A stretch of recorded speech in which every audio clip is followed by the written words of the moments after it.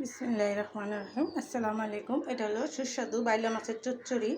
আর এই বাইলা মাছের চচ্চড়িটা কি মশলা দিয়ে কিভাবে রান্নাটা করলাম আপনাদের সাথে শেয়ার করব। আমার ফুল ভিডিওটা দেখবেন না টেনে।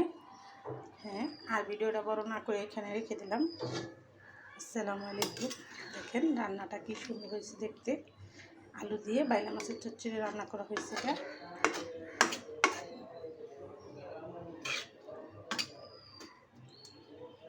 এটা দেখতে যেমন লোভনীয় হয়েছে, খেতেও খুব সুস্বাদু হয়েছে।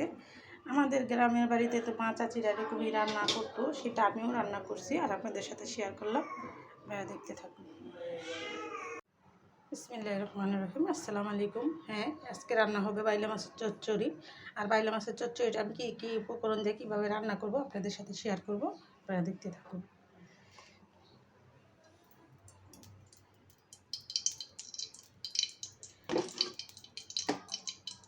আমি আপনাদের রান্নার সময় সবসময় সতর্কবাণী দিয়ে থাকি। রান্নার সময় সবসময় চুলার আঁচটা কমিয়ে রান্না করবেন, আর দুর্ঘটনা এড়িয়ে চলবেন। বেঁচে যাবে হাজার হাজার জীবন, বেঁচে যাবে লাখ লাখ টাকা। আর চুলা থেকে একটু দূরে সরে রান্না করবেন। আমার সাবধানতা অবলম্বন করবেন, আমার সাবধানতা মেনে চলবেন। হ্যাঁ, আমি এখন দিয়ে দেবো পেঁয়াজ কুচি।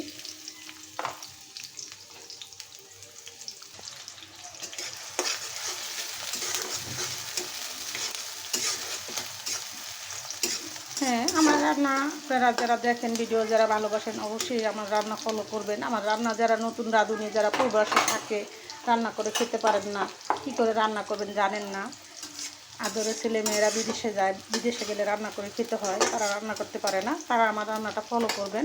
আর আমার ভিডিও সবাই দেখে, সবাই ভালোবাসে, আমি জানি। আপনারা সবাই আমার ভিডিও ফলো করবেন আর এরকম করে রান্না করে খাবেন, সুস্বাদু রান্না।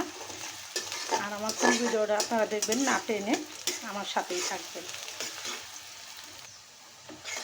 গুঁড়া মাছ চচ্চড়ি করলে পেঁয়াজ বেরেস্তা করতে হবে না। আমি এখানে হাফ চামচ হলুদের ফাঁকি দিয়ে দিব, 1 চামচ মরিচের ফাঁকি দিব, আদা রসুন বাটা হাফ চা চামচ দিয়ে দিলাম, আর দিয়ে দিলাম সামান্য একটু টমেটো সস, দিয়ে দিলাম স্বাদ মতো লবণ। মশলাটা কষানোর জন্য দিয়ে দেবো পানি, দিয়ে দেবো আলু কুচি,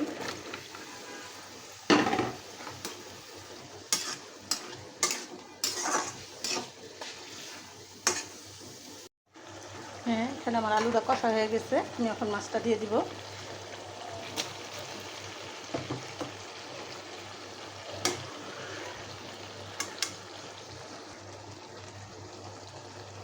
হ্যাঁ, দিয়ে দেবো সামান্য একটু ঝোল।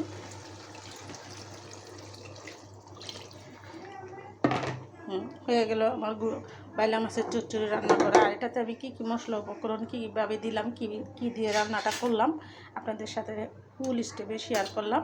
আপনারা আমার ফুল ভিডিওটা দেখবেন না টেনে, আর এরকম সুস্বাদু রান্না করে খাবেন।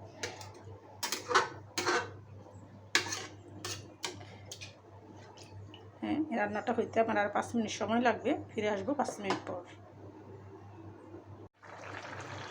ফিরে আসলাম 5 মিনিট পরে। দেখেন আমার তরকারিটা রান্না করা হয়ে গেছে। আমি এখন কাঁচামরিচটা দিয়ে দিব। আর আমার রান্নাটা ভালো লেগে থাকলে অবশ্যই একটা লাইক, একটা কমেন্ট, একটা শেয়ার করে দিবেন। আপনারা ওরকম সুস্বাদু রান্না করে খাবেন। আর ভিডিওটা বড় না করে এখানে রেখে দিলাম। আসসালামু আলাইকুম।